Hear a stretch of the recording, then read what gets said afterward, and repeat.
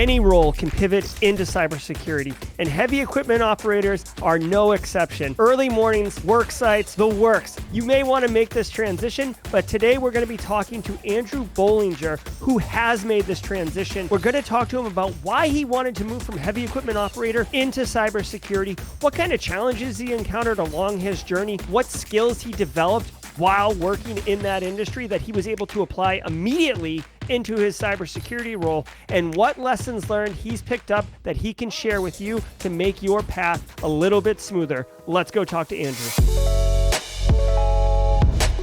Hey, Andrew, how are you? I'm good, Jerry. How are you doing today? I'm doing great, man. Thank you so much for sharing your story and experiences with us today. So why did you want to pivot from heavy equipment operator into cybersecurity? I really just wanted something more for myself, for my family. I've always been interested in IT, tech, cybersecurity, but I didn't know how to go about making that transition happen. Ultimately, what kind of forced it for me was my wife got very sick, and it forced me to step back and reevaluate everything about the path that I was currently on. My job was great. It wasn't that it was a bad career. It just, I felt no personal growth. I had been unsatisfied for a little while personally. And then with the other things that had been going on at the time, I just really needed to make a difference. It forced that change on me. Yeah, that's very interesting. Kind of listening to that internal voice of, something's got to go. And may I ask why cybersecurity versus another career field? Again, as I said, I've always been interested in tech and IT, build my own gaming computers. I attempted to go to school for mechanical engineering, but again, just the technology is the thing that I was interested in. But after about a year of trying to do that while on night shift, working 12-hour overnight shifts, I couldn't do it anymore. Something had to give there, so I had given that up at the time. But just IT in general, I found Network Chuck, and I started watching some of his content, and I was like, oh, IT, yeah, let me come back to this. Everybody's making it sound like this, there's so many options available for learning, there's so many free resources. So I started looking at IT and started studying for the A+.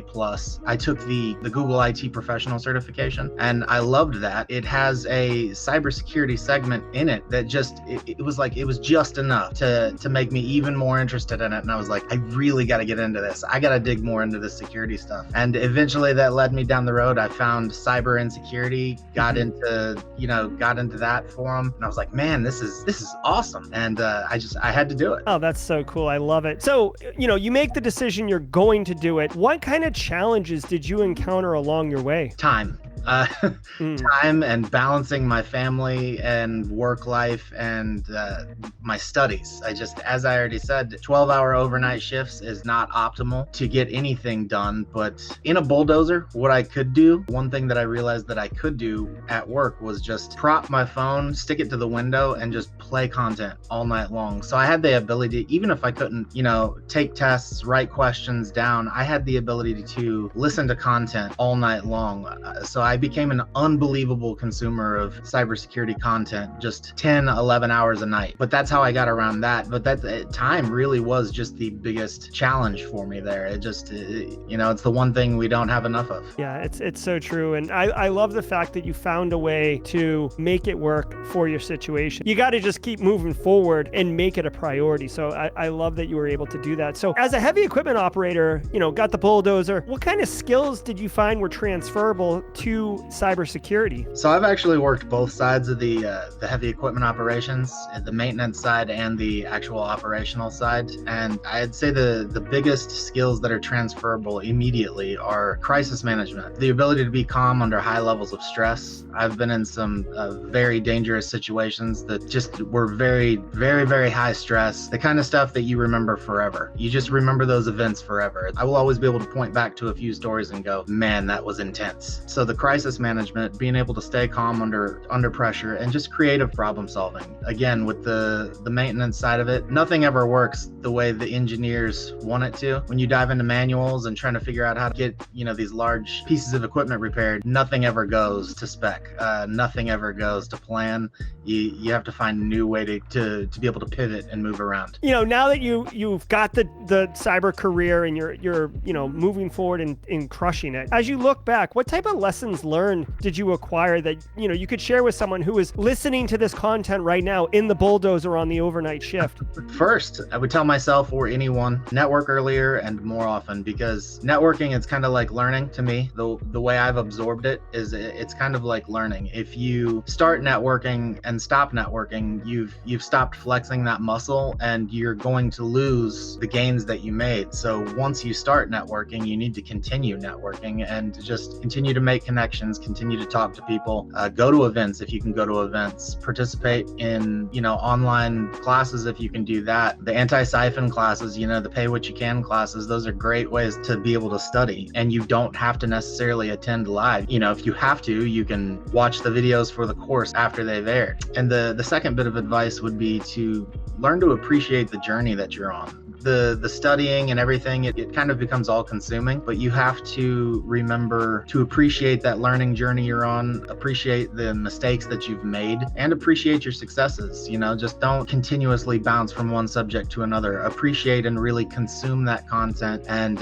take it to heart and use it. Don't just, blast through a certification and move on. Yeah, 100%. And just a comment on Andrew's mention about networking. If you're looking for a community to join, networking is incredibly valuable, both from a mentoring perspective, from a support perspective, and from just access to more knowledge perspective. He had mentioned the cyber insecurity community. That is an awesome Discord server and larger community. I'll put a link below. Also, Simply Cyber has a pretty healthy Discord community, thousands of professionals in there helping each other out, cheering each other on, sharing in those victories and each other's journey. So I'll put a link in the description below for that too. Come join, get networking with us. It's all about good times. You'd also mentioned the anti-siphon training. I want to echo Andrew's comments on that. I have taken the active defense and cyber deception course, one of the 3 that John Strand teaches. John Strand is a legend in our industry, and I'll put links to that below too, because you're 100% right. It is absolutely excellent content and can really help you. One comment that you had made about appreciating the journey and learning, what are your thoughts around how, once you get the job, the learning has to continue, that process? When I equated it to the networking, I wasn't joking. You can't stop. Even if you pause for a little while, which that is actually what I did. When I first landed this role as a security analyst, I paused my other studies. I was like, you know what, I'm going to take a few months and I need to focus on the job and learn as much about this role as possible, dive deep into it. But then after that, you have to reopen yourself back up to everything else going on in the world, because, as you hear on the threat briefing every morning, stuff changes rapidly. And it's not even day to day. Sometimes it's hour by hour, the way things change. So the continuous learning to me it goes hand in hand with the continuous networking. If you're not doing both, I think you're doing yourself a great disservice. 100% agree. Andrew, thank you so much for your story, for your experience, for your lessons learned, and for joining us today. I know that there's people listening to this right now in the bulldozer. This is the moment that they are pushed to say, okay, let's do this now. Thank you so much for sharing. Yeah, thank you for having me on.